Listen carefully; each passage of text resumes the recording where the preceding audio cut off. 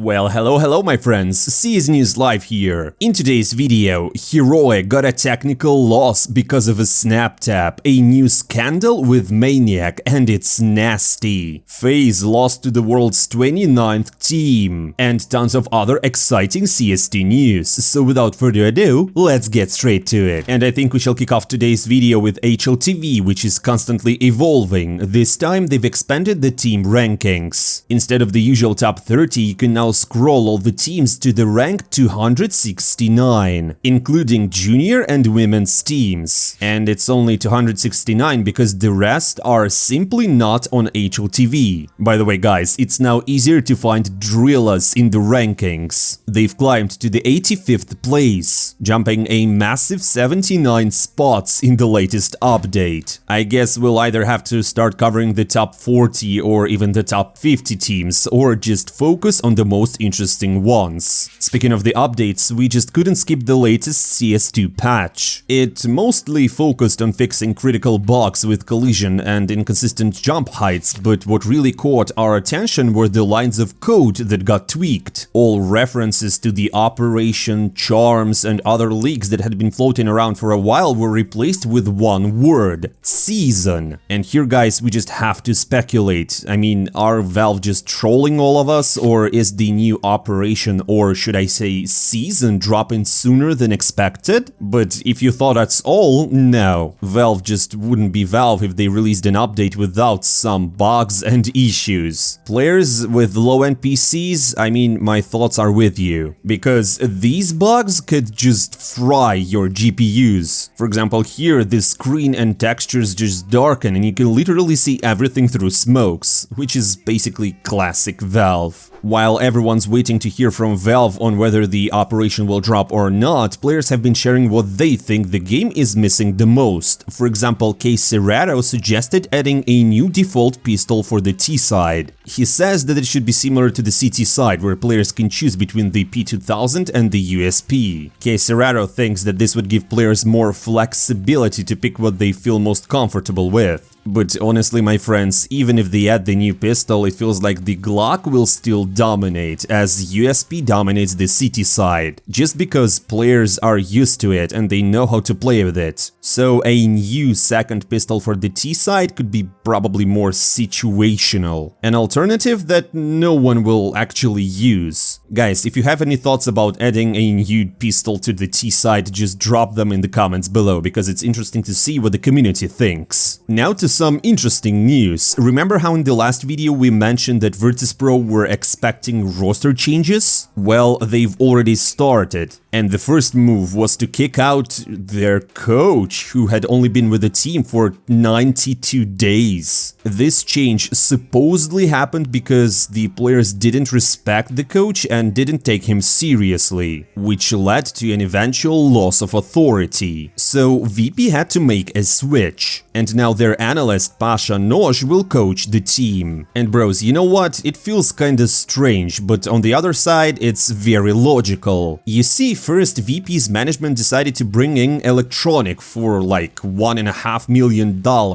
knowing that Electronic doesn't really suit Jame's playstyle. Now, when they just don't know how to play with all of these assets, they have to make changes. And you see, there's Flit and Fame, who are just good at their jobs. There's Electronic also, who obviously will not be sold. And there's Jame, the IGL and the sniper. The whole VP system is built around him, and if you kick him, you will try hard to find a replacement. And there's also Norbert, who once already was kicked from VP. So their now former coach Homa was just stuck between the circumstances. Unfortunately, Maniac, for example, said that he didn't believe it and he thought that it was just a joke. Anyways, I don't really think that Homa will stay without a team for long, as well as I sincerely wish the best of luck to Pasha Nozhe, because now he has a hell of a job to do. By the way, this news hit our Twitter before it made it here, so if you don't want to miss out the latest and most urgent updates, make sure to follow us there. The link is in the description. Now let's take a break from roster changes and revisit our last video, where we mentioned Thorin comparing Donk's talent with a rifle powerful to simplest mastery with the AWP. Thorin even suggested that this young talent from Team Spirit might soon become the greatest player in Counter-Strike history, but Richard Lewis weighed in, saying that the GOAT title still belongs to the best of all time, and Donk has only been on Tier 1 scene like for a year, so it's a bit early to crown him the best. And remember guys, that these are just opinions of two old men yelling at each other, so take it with a grain of salt. Opinions can vary and we're just highlighting it. What do you think about this situation? I mean, it's not even the end of 2024, how can we talk about Donk being the GOAT of CS series? Maybe like in 10 or 15 years? Yeah, but not that early. And guys, since we've started talking about analysts, we couldn't skip mentioning Maniac. Here we've got more drama, a lot more of it. In one of our previous videos we discussed how he had an affair with the wife of a skin maker. Now things have escalated to a whole new level, leading to Maniac stepping away from EPL events for now. Let's break it down step by step. It all started with sexual harassment accusations from Hannah Marie. She detailed how Maniac was hitting on her, flirting and even getting too handsy, let's say, during an after party, where he had a bit too much to drink. Hannah Marie said that she conducted an investigation, and she said that she has witnesses and evidence. She also added that Maniac didn't just hit on her but other girls as well, and she even had to pull him away from them at times. Maniac though responded. He said that he arrived at the party later, and he had like Uber checks to confirm it, and he said that he didn't feel his behavior was inappropriate, claiming that the flirting was mutual. But things got even more nasty when the tournament host Daisy came forward. She said that she was also a victim, and she as well had a lot of witnesses, one of whom was her boyfriend, Jackie Esports. And according to Jackie, he didn't react to Maniac's behavior because he didn't want to start a fight in front of his girlfriend. Wow, holy crap. Now, several people are accusing Maniac of harassment, although still none of them have provided any photo or video evidence, only saying stuff. Despite this, Maniac has decided to step down from casting EPL to avoid drawing more attention to himself. It's a very tricky situation, and there's a huge chance Maniac could end his career. And Maniac, he well might try to fight these accusations, though his reputation seems already tarnished. Well, enough with the drama. Now let's move on to everyone's favorite part, the matches. Today we'll first give you a quick rundown of the results and then dive into the most interesting and even shocking games. The first day of EPL had quite a few standard and not so thrilling matchups. For example, Navi easily defeated Lin Vision 2-0, G2 took down Koi also 2-0, and Eternal Fire beat FlyQuest with the same 2-0. Even MIBR, though it wasn't easy, managed to win against 9Z. But there are two very surprising matches that stand out, and they deserve a closer look. The first one was Faze vs Sangal. On paper, this should have been an easy game for Faze, given their opponent is just 29th in the world. Sangal is a strong team, but also pretty inconsistent, so no one even doubted Faze. But well, let's talk about the game. The first map was Anubis, Sangal's pick, and it turned out to be a complete disaster for Faze. They started with a 2-10 in the first half on the stronger side, which set up Sangal for an easy victory on their map pick. Can you imagine? It's honestly hard to even comment on this one. Faze were just out, they were not there. Total domination. Next up was Ancient, Faze's pick, and here obviously they looked a lot more comfortable. 13-11, wow, that was close. And the final map was Nuke, you know, one of Faze's strongest maps, so it should have been an easy walk for them. And they started off strong, actually more than strong, they just dominated. They secured 8 rounds and built up a solid lead, but the problem was that Sangal switched to the stronger side side and absolutely crushed Faze clan. In the second half, Faze barely managed to take 3 rounds, and one of those was the pistol round, which led to a shocking victory for Sangal over Kerrigan's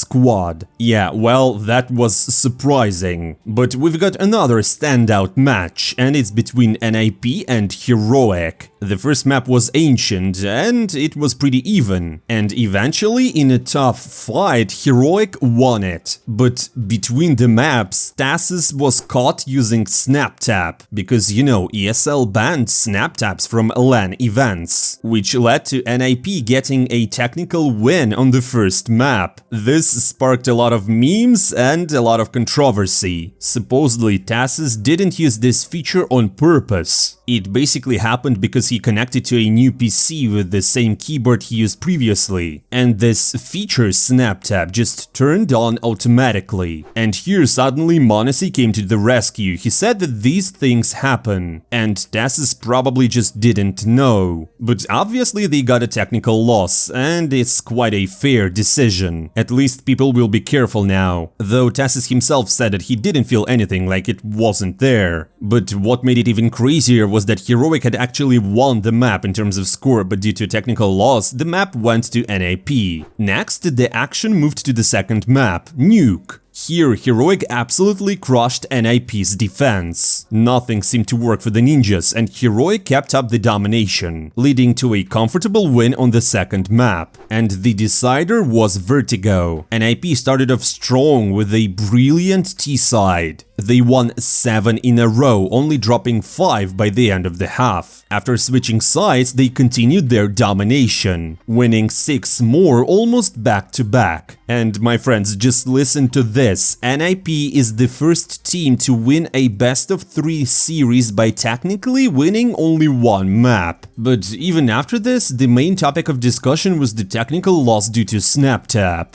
Thoran even commented saying that it's surprising how this situation blew up way more than Taz's behavior at Cologne, which only got him a warning when they could have issued a tech loss as well. He kinda has a point, but I mean, the rules are the rules. The second day of play didn't bring many major headlines, but there were still some highlights. One of them was the match between Team Spirit and Wildcard, where, just listen to this carefully, Donk set a new record for the most frags on a single map without overtimes. On Ancient, the young talent dropped 38 frags, breaking the record for a 13-round system. Congratulations, Daniel, another significant achievement. And what's even crazier is that on the second map, Donk kept going, racking up 37 kills, this time with overtimes though. Holy shit, what a talent. He's just from another planet. Another match worth noting was Navi versus NIP, which kicked off with some mini trash talk from Wrinkle, who claimed that he was better than Wonderful. But when it came to the game, things didn't go quite his way. Wrinkle had a rough time with the AWP, performing really poorly to be honest, while Navi secured a solid 2-0 victory. Elsewhere, 3D Max took down the Mongols 2-0, which was kinda surprising as well, while Faze also secured a 2-0 win over FlyQuest, and Heroic defeated Lin Vision 2-1. And well guys, Sangal was just swept by Eternal Fire 0-2. And at the end of the day, we know that Navi will face Eternal Fire in the Group A finals. As for Group B, Spirit will battle MIBR and 3D Max will take on G2 for a spot in the final. And that's all for today, friends. Don't forget to subscribe to the channel, to hit the like button and comment with whatever you like. Thank you for watching, it means a lot to us. I'm not saying goodbye for a long time. See you soon.